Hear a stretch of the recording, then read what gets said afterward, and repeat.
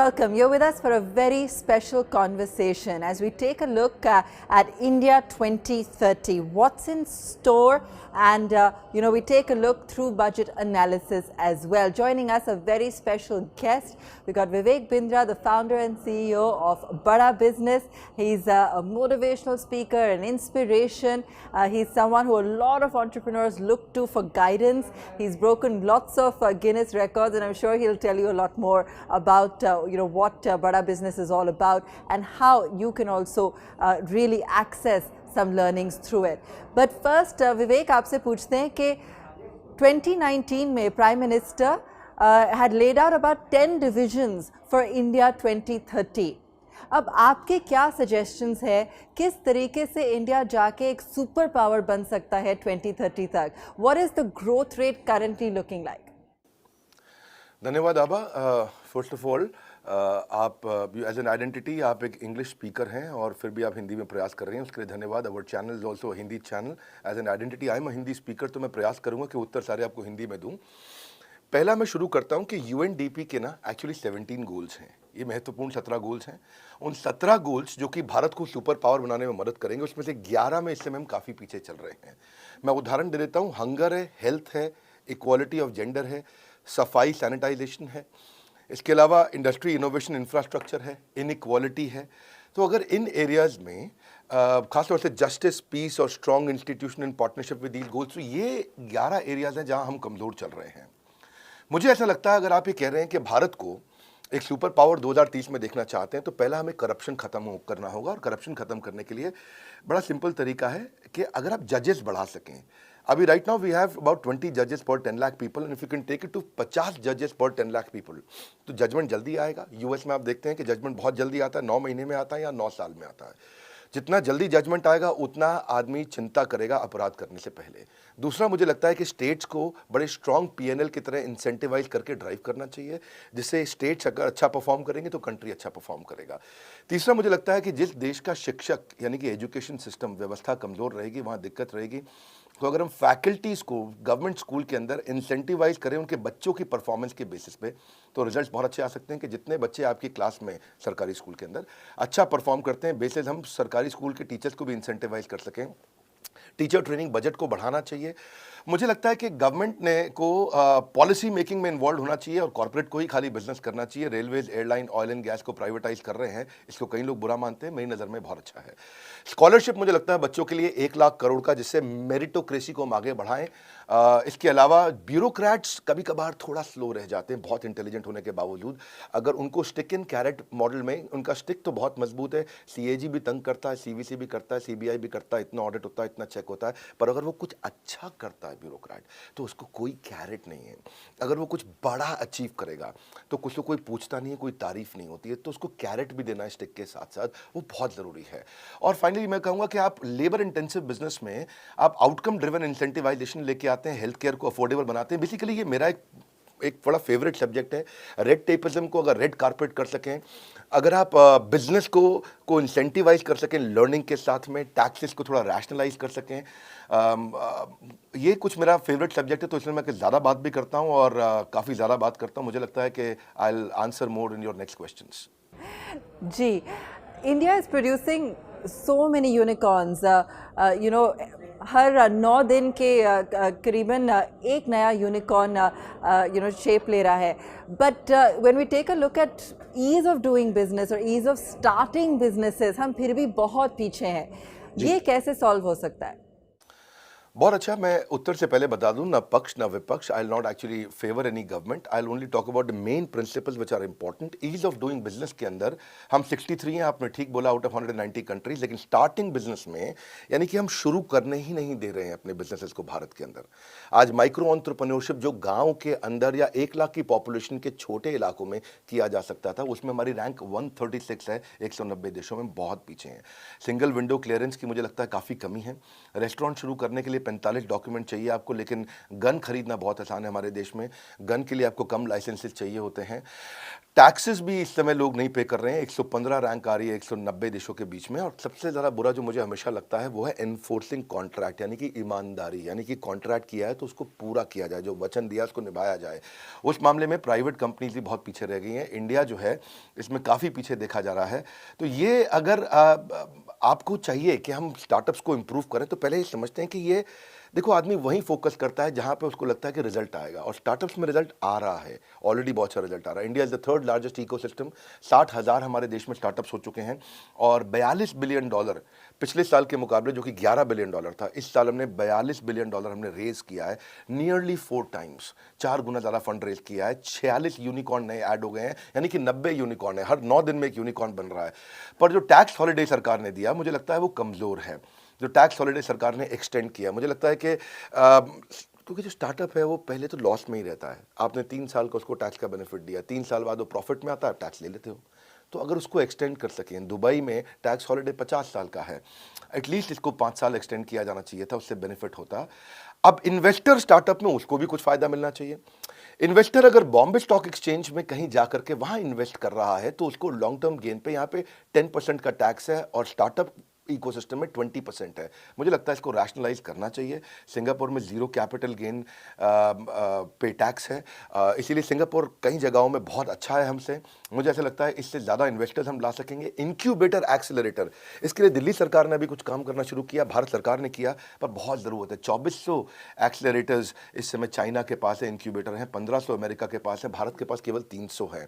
तो young population है, इसके लिए काम करना चाहिए। हमारे को ज़्यादा इकोसिस्टम को मजबूत करना चाहिए, जिससे ये बेनिफिट मिल सकता है। और हमने भी इस पे काफ़ी काम किया है। अब if you allow and if I may, I can add what we have done. हमने बड़ा बिजनेस का कम्युनिटी बना दिया है। आप देखते हैं कि फेसबुक है फ्रेंड्स फैमिली के लिए, इंस्टाग्राम है पिक्चर शेयर करने के लिए, यूट्यूब है, लिंक्डइन जॉब्स के लिए है, ट्विटर इस समय पॉलिटिकल सोशल ओपिनियन के लिए है, लेकिन एंटरप्रेन्योर्स के लिए कोई कम्युनिटी नहीं है। सिलिकॉन वैली से कम्युनिटीज इंडिया आई है, इस बार पहली बार भारत से कम्युनिटी पूरी दुनिया जा रही है। हमने एक फेसबुक, एक लिंक्डइन बना दिया है एंटरप्रेन्योर्स के लिए। हमारी बड़ा बिजनेस ऐप, जो नई ऐप हमने अभी लॉन्च किया है 1 महीना पहले, उसको लोग डाउनलोड कर रहे हैं, और मैं अपने व्यूअर्स को भी कहूँगा आप ऐप डाउनलोड करिए। हमने एक ऐसा कम्युनिटी बनाया जहाँ businessman, entrepreneur, investor, startup professors जो मैनेजमेंट के हैं, content creator, MSME, SME, solopreneur, entrepreneur, subject matter expert, यही लोग मिलते हैं। और इनको हम लोग, इनका रेपुटेशन, इनका रेवेन्यू, इनका रिलेशनशिप हम बढ़ा रहे हैं। और क्योंकि रेलेवेंट ऑडियंस नहीं थी एंटरप्रेन्योर के लिए कोई, फेसबुक में सब फ्रेंड्स एंड फैमिली थे। कोई लोकल लैंग्वेज में लीड जनरेट करना है, उनको बिजनेस को बड़ा करना है, उसके लिए कोई सपोर्ट नहीं था। तो हमने ऐसा एक कम्युनिटी बनाया, और यहाँ पे मुझे लगता है कि लोगों के 1 लाख फॉलोअर पहले 100 दिन में बन जाते हैं। लोग बहुत तेज ग्रो कर रहे हैं। ये हमने एक फ्री कम्युनिटी है बेसिकली, जैसे फेसबुक करता है, जैसे लिंक्डइन काम करता है, ऐसे ही हमने बड़ा बिजनेस ऐप बना दिया है। तो यहाँ पे आप आके management, investing, technology, manufacturing, motivation, HR, legal, strategy, execution, सब कुछ सीख सकते हैं। यहाँ पे आकर के लोग काफ़ी कंटेंट बना रहे हैं, डाल रहे हैं यहाँ पे, और लोगों को बेनिफिट मिल रहा है।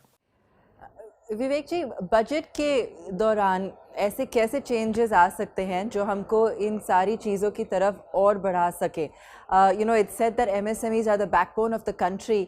Has the budget or any of the initiatives that have been mentioned suggested that they can strengthen the MSME infrastructure? MSME infrastructure के लिए thank you very much for this question, is very important, क्योंकि backbone है। आपने जैसा बताया अभी आभा जी, 2 लाख करोड़ का इस समय एलोकेशन किया गया है कोलैटरल फ्री लोन के लिए। Emergency credit line guarantee scheme है, उसको भी 50,000 करोड़ का एक्सपेंशन मिला है, 2023 तक किया गया है। ये देखने में अच्छा है, लेकिन प्रोवाइडेड अगर ये लोन लोगों को मिल सके। बैंक इस समय लोन दे नहीं रहा। आपकी 59 मिनट्स की भी स्कीम है। ओवरऑल अगर आप इकोसिस्टम को समझें, क्योंकि आपने एमएसएमई की बात किया है, तो मैं ये बताना चाहूँगा कि 3.5 करोड़ एमएसएमई हैं चाइना के अंदर, और हमारे पास 7 करोड़ एमएसएमईज हैं। हम उनसे डबल हैं, लेकिन उनका कंट्रीब्यूशन जीडीपी पर 60% है और हमारा 30% है, यानी कि हम हाफ हैं कंट्रीब्यूशन के मामले में। इसको टोटल देखेंगे ध्यान से तो ये 1/4 हो जाता है। आज अगर आप देखोगे 18,000 एमएसएमई हर दिन चाइना में शुरू हो रहे हैं, हमारे देश में 1 ही 1000 शुरू हो पा रहे हैं। कहाँ 18,000 पर डे, कहाँ 1,000 एमएसएमई पर डे। तो इकोसिस्टम में बहुत डिफरेंस है। मुझे लगता है कि रजिस्ट्रेशन बढ़ाना चाहिए। 13 करोड़ हैं, 13 करोड़ में से 6.5 करोड़ रजिस्टर्ड हैं, बाकी रजिस्टर्ड नहीं, कच्चे में बिजनेस कर रहे हैं। साधारण भाषा में बोलूँ मैं, इनफॉर्मल मार्केट जिसको हम कहते हैं अंग्रेजी में। और इनफॉर्मल मार्केट में उस बेचारे को लोन भी जो है 24% 36% पे मिलता है। अगर सरकार रजिस्ट्रेशन कराए तो 7% 9% पे उसको लोन मिल जाएगा। गवर्नमेंट को जीएसटी भी मिलता है, टैक्सेस मिलते हैं। गवर्नमेंट कितना ग्रो करता है। मुझे लगता है स्कूल, खाली पड़ी बिल्डिंग्स को इस्तेमाल करना चाहिए local hub and spoke model में। एमएसएमई की अगर आप बात करते हैं तो मुझे लगता है कि कैपेसिटी डेवलपमेंट पे अगर एंटरप्रेन्योर्स के साथ काम करें और कंपलसरी कर दें एक एमएसएमई की एजुकेशन को और उसको पीएलआई दे दें उसके लिए। जैसे सर्व शिक्षा अभियान है, उसमें मिड डे मील एक इंसेंटिव है कि गरीब बच्चा आता है उसको मिड डे मील फ्री खाना मिलता है, वो पढ़ता है नगर निगम बाल माध्यमिक विद्यालय। ऐसे ही अगर एमएसएमई को भी अगर आपने एजुकेशन को इंसेंटिव कर दिया, वहां पर इंसेंटिवाइजेशन कर दिया, वो सीख गया तो वो टैक्स भी देगा, डिफॉल्ट भी नहीं करेगा, लोन सारे चुकाए जाएंगे और गवर्नमेंट के लिए ग्रोथ है। तीसरा, मैं इसमें 5 सुझाव दूंगा आपको। तीसरा सुझाव जो मुझे लगता है कि जो मैंने बताया डिस्प्यूट रेजोल्यूशन, यहाँ पे बहुत सारे केसेस हो जाते हैं, लोग पैसा नहीं लौटाते हैं। इसमें तो हम Pakistan, Nepal, Iraq, Zambia, Vietnam, Mexico, इनसे भी पीछे चल रहे हैं, 163वीं रैंक पे हैं। उसके लिए एमएसएमई रिकवरी नहीं कर पा रहे।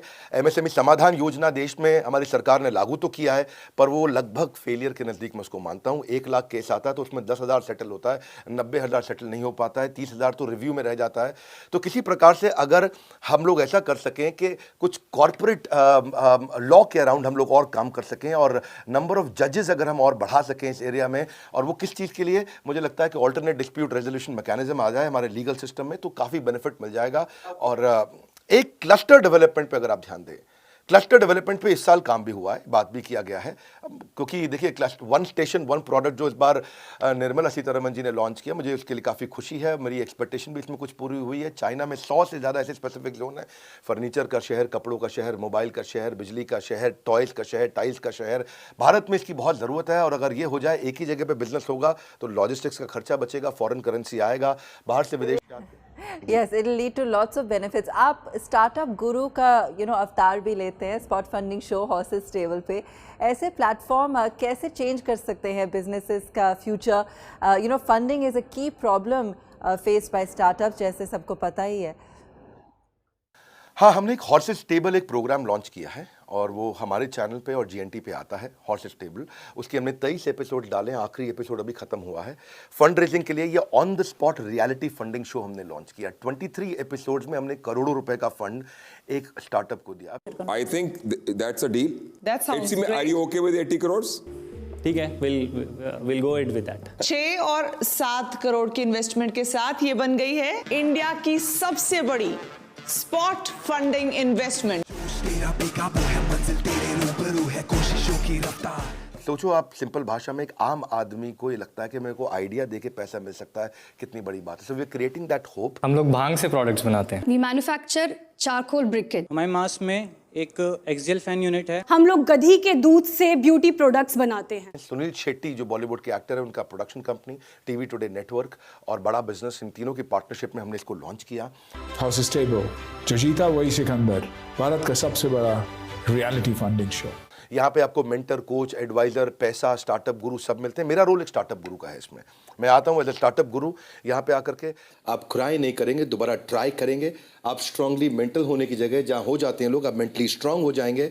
आपके लिए होपलेस एंड आपको एंडलेस होप क्रिएट करके देगा। देखिए जो फंडिंग है ना, वो मिल नहीं पा रही है लोगों को। एंजल इन्वेस्टमेंट में मिलने में कितना तकलीफ आ रहा है आज। Lead angel, India angel, Mumbai angel, Chennai angel, बहुत कुछ है, लेकिन 2% लोगों को पैसा मिलता है। इसीलिए हमने इसको चालू किया और इसमें स्मार्ट कैपिटल मिल रहा है। बड़ा बिजनेस आकर के लाइफ टाइम मेंबरशिप देता है, ट्रेनिंग देता है, कोर्सेज देता है स्टार्टअप्स को। आज इन्वेस्टर्स आपके साथ इन्वेस्ट करें या नहीं करें, मैं आपको पर्सनल मेंटरिंग के लिए जरूर इन्वाइट करूंगा। हम आपको अपने प्लेटफॉर्म पे प्रमोट करेंगे ताकि आप अपने स्त्री प्लेटफॉर्म को आगे लेके जाएं और महिलाओं को और एम्पावर करें। मैं आपको हमारे 75 डिफरेंट प्रॉब्लम सॉल्विंग कोर्सेज हैं हमारे, आपको लाइफ टाइम मेंबरशिप के साथ वो अपनी तरफ से कॉम्प्लीमेंट्री ऑफर करना चाहूंगा। तो ये हमने काफ़ी काम किया इसके अराउंड और आई थिंक वो लोगों ने वीडियोस को बहुत पसंद किया। मैं व्यूअर्स को बोलूँगा कि 23 एपिसोड्स हैं, इनमें कुछ एपिसोड्स तो बहुत इंस्पिरेशनल है, आप जाके देखना चाहिए। आप जीएनटी पे या हमारे चैनल पे देख सकते हैं। एक बहुत करेज मिलता है और सीरियस प्रोग्राम है। मतलब ऐसा नहीं है कि हमने इसको बड़ा एक बिग बॉस टाइप हो हल्ला किया है। एक सीरियस कॉन्टेंट हमने यहाँ आकर के बिल्ड किया है कि जिसमें आप देखें कि एक एक्चुअली क्या आज स्टार्टअप को पता चल जाता है कि इन्वेस्टर्स कैसे बिहेव करेगा और इन्वेस्टर से मुझे मांगना क्या है, इक्विटी देनी कैसे है। ऑल राइट एंड आखिरी में मैं आपसे ये भी पूछना चाहूँगी कि जॉब क्रिएशन सबके माइंड पे है, सबसे इम्पोर्टेंट है। आपको लगता है कि बजट ने इस बारी इसको ठीक से एड्रेस किया है? आगे जाके हमारे कंट्री पे इम्पैक्ट क्या हो सकता है, ग्रोथ पे क्या हो सकता है? और आप बड़ा बिजनेस पे भी इतना सब कुछ करते हैं एंटरप्रेन्योरशिप के लिए, स्किलिंग के लिए, तो कैसे ये सब चीज़ें आगे जाके और आगे बढ़ के इकोसिस्टम को इम्प्रूव कर सकते हैं? दो प्रश्न हैं आपके। एक, गवर्नमेंट ने क्या किया इस बार जॉब क्रिएशन के लिए, दूसरा बड़ा बिजनेस क्या करता है। पहले मैं गवर्नमेंट का बता देता हूं। गवर्नमेंट जॉब क्रिएशन के लिए अपस्किलिंग, रीस्किलिंग बहुत कर रहा है। 3000 करोड़ रुपए इन्वेस्ट करता है, लेकिन केवल 2% स्किल्ड लेबर है। इसका मतलब क्या हुआ? चाइना में 30% स्किल्ड है, इंडिया में 2% है। इसका अर्थ क्या हुआ? इसका अर्थ यह हुआ कि हमारे प्रोग्राम्स इफेक्टिव नहीं है। तभी आप देखते हैं कि टिम कुक आके पब्लिकली स्टेटमेंट देते हैं कि क्राफ्ट्समैनशिप और सोफिस्टिकेशन लेबर की मुझे चाइना में मिलती है, इसलिए मैं चाइना में ही काम करना चाहता हूँ, वहाँ फैक्ट्री लगाना चाहता हूँ। तो यहाँ पे जो है ना, इफेक्टिव नहीं है हमारा प्रोग्राम। इफेक्टिव अगर उसे करना है तो आपको रिफॉर्म लेके आना है, पैच वर्क नहीं। और रिफॉर्म के लिए आपको ईज ऑफ डूइंग बिजनेस पे काम करना चाहिए। ईज ऑफ डूइंग बिजनेस के लिए मैं अगर क्विक आपको 7-8 आइडियाज दे सकूं। पहला, रजिस्ट्रेशन को तेज करना चाहिए। दूसरा, बिना बात के रेगुलेशन से उनको हटाना चाहिए। तीसरा, जैसे आधार है ऐसे ही बिजनेस का यूनिक एंटरप्राइज नंबर होना चाहिए। अगर बिजनेस का यूनिक एंटरप्राइज नंबर होगा तो ये नहीं कि अभी जीएसटी लेके आ, अभी पैन नंबर, अभी ये नंबर, अभी वो नंबर, अभी ऐसा नंबर, एक नंबर सारा काम हो जाए। अब मैं इसके बाद बोलूंगा कि कमर्शियल कोर्ट ले आएं। कमर्शियल कोर्ट्स आ जाते हैं तो डिस्प्यूट फटाफट खत्म होते हैं, ज़्यादा बढ़ने चाहिए। कंप्लायंस से सारे के सारे विंडोज़ पे अलग अलग ना जाना पड़े, डिजिटलाइज हो जाए। अब अगर इंस्पेक्टर राज हुआ करता था पहले, हाँ, उसमें क्या है, आपको अगर इंस्पेक्शन भी करना है तो वो भी डिजिटल हो जाए। ऐसा नहीं कि हमारे ऑफिस को इंस्पेक्शन करने आ रहा है। सिंगल विंडो हो जाए कि एक ही जगह जाकर के मेरा बिजनेस चालू हो जाए। ऐसा नहीं कि मुझे 50 जगह जाना पड़े। लोन्स एंड ग्रांट इजी मिल जाए, अपने आप बिजनेस बड़ा होगा। और आपने पूछा हमारा क्या रोल है। देखिए, हम एक प्लेटफॉर्म है जो एंटरप्रेन्योरशिप सिखाते हैं, और इसीलिए हम इसी तरीके के शोज़ भी लेके आए जो मैंने आपको बताया है कि हॉटलिस्ट टेबल जहाँ फंडिंग मिल रहा है। आज हमारे 100 से ज़्यादा कोर्सेज हैं। आज हमारे 80 बिलियनियर प्रोफेसर्स हैं और 500 सब्जेक्ट मैटर एक्सपर्ट्स मिलकर के पढ़ा रहे हैं, सिखा रहे हैं। 32 मिलियन का सब्सक्राइबर बेस है। सो आज 125 ऑफिस में, लगभग हर शहर में ऑफिस है, छोटे शहर में भी, टियर 2 में, टियर 3 में, टियर 4 में, जिस भी शहर का आप नाम जानते हैं लगभग हमारा वहाँ ऑफिस है आज। और 9 वर्ल्ड रिकॉर्ड्स हमने अभी बनाए जहाँ पे हज़ारों लाखों करोड़ों लोग आकर के इसका पूरा लाभ उठाते हैं। तो बड़ा बिजनेस अपना काम कर रहा है, लेकिन सरकार से हम और पुश करना चाहेंगे कि इस पर काम किया जाना चाहिए और इसको और बड़ा करना चाहिए। धन्यवाद। Thank you so much, Vivek ji. Thank you so much. Great chatting with you today. Thank you Abha, बहुत बहुत धन्यवाद। Thank you very much.